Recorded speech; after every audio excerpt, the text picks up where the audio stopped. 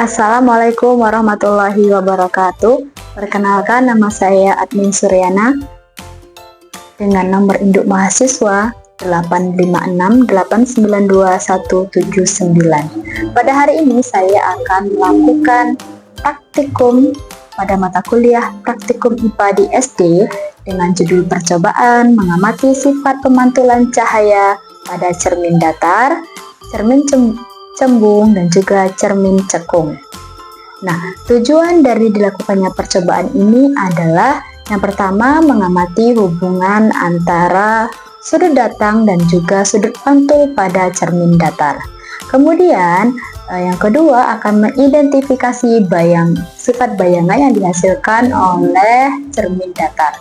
Yang ketiga, kita akan mengidentifikasi sifat bayangan yang terbentuk oleh cermin cembung.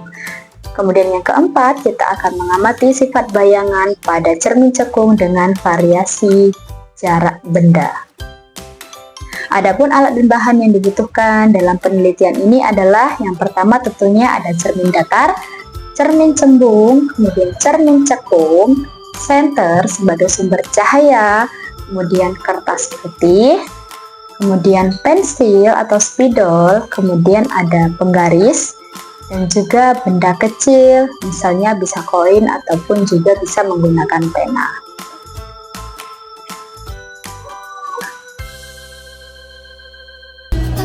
Percobaan pemantulan cahaya cermin datar. Langkah pertama, kita melakukan percobaan di mana senter celah cahaya dan cermin pada posisi yang sejajar. Di sini senter dengan celah cahaya memiliki jarak 10 cm, sedangkan jarak celah cahaya ke cermin adalah 15 cm. Di sini dapat kita lihat cahaya menembus celah cahaya dan menuju cermin datar sehingga cahaya memantul searah dengan cahaya yang datang dari senter. Kita lakukan percobaan yang kedua dengan selanjutnya kita akan melakukan percobaan menggunakan busu derajat. Dapat dilihat ketika I atau sudut datang besarnya 90 derajat, maka R atau sudut pantul besarnya juga 90 derajat. Ketika I atau sudut datang besarnya 30 derajat, maka R atau sudut pantul besarnya juga 30 derajat. Ketika I atau sudut datang besarnya 60 derajat, maka R sudut pantulnya juga sama 60 derajat. Inilah percobaan selanjutnya, saya akan meletakkan benda. Dalam hal ini saya menggunakan lilin. Saya letakkan di depan cermin datar dan saya akan mengamati bayangannya. Selama benda itu saya geser-geserkan di depan cermin datar. Saat saya meletakkan benda di depan cermin datar, bayangannya juga terbentuk adalah sama besar, tegak, dan juga maya. Saat saya geser lilinnya, bayangan pun ikut bergeser sesuai dengan arahan yang saya lakukan. Saya dekatkan, bayangan juga ikut mendekat. Ketika saya jauhkan, bayangan juga ikut menjauh.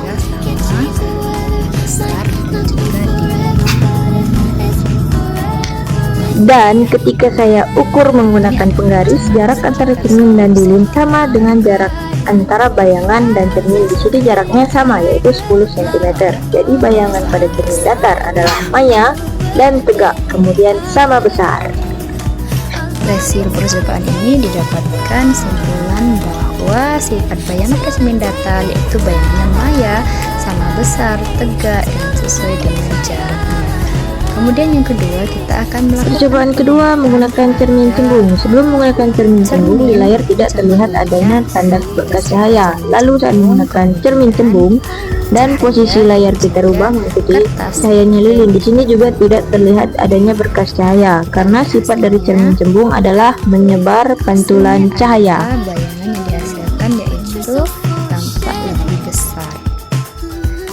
Nah, itu adalah gambarannya. Bersifat maya, tegak, dan tidak terbalik. Nah, yang ketiga kita akan lakukan pada cermin cekung. Selanjutnya percobaan yang ketiga yaitu pemantulan cahaya pada cermin cekung. Di sini pemantulan cahaya sebelum adanya cermin cekung dapat dilihat di layar tidak ada kertas cahaya. Untuk jarak cermin cekung adalah 5 cm dan untuk jarak lilin ke layar adalah 30 cm.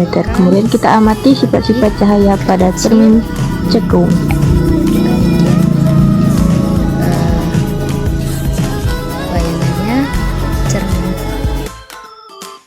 Setelah melakukan percobaan tadi, kita akan ambil kesimpulan dapat diambil kesimpulan yang pertama, yaitu sudut datangnya cahaya pada cermin datar selalu sama dengan sudut pantulnya. Tidak ada perbedaan ukurannya sama besar, tegak, maya.